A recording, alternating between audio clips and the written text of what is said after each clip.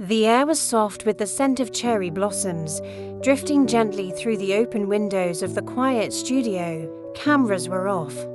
The interviewer, a seasoned journalist known for getting stars to open up, leaned in slightly, sensing something deeper lay beneath the actress's elegant composure. Song Hye-kyo smiled faintly, her eyes glinting with something that was not quite nostalgia, not quite joy, but something in between. She sat upright, dignified as always, yet her fingers lightly brushed the edge of her teacup, betraying a whisper of nerves. "You surprised the entire world when you agreed to marry Leeminho," the interviewer said carefully. "After years of remaining private, this felt different." Hye-kyo chuckled softly. "It felt different to me, too." The world had watched their careers unfold like the perfect scripts they often acted out. Song Hye-kyo, with her timeless beauty and graceful restraint, had become the queen of emotional depth on screen.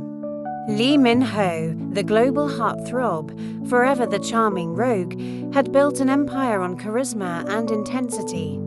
They had worked together once, long ago, on a commercial. The chemistry was undeniable, but they went their separate ways, as stars often do. Years passed, rumors came and went, like weather in Seoul, unpredictable and rarely reliable.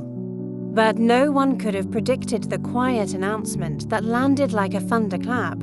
Song Hye-kyo and Leeminho are engaged. Now, here she was, revealing a secret the world had begged to know. "It wasn't something I planned," she said, glancing out the window as if the blossoms might help her find the words.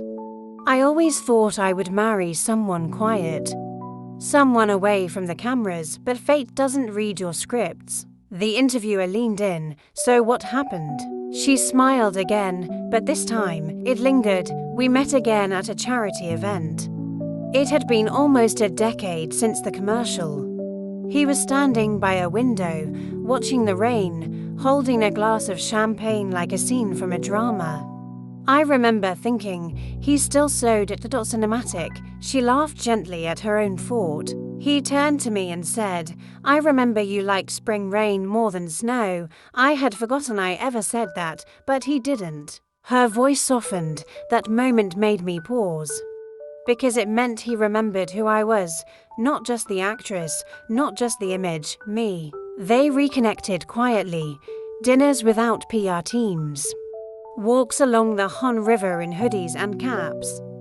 Silent understanding in a world that rarely allows silence. They shared the wounds fame had left, the fears of vulnerability, the exhaustion of being idolized but not always understood. And one night, beneath the soft flicker of garden lights at a friend's wedding, he took her hand and said, "I don't want to act out a love story anymore. I want to live one, with you." He didn't ask for the version of me the world loves. He asked for the version of me I forgot to protect. That's why I said yes.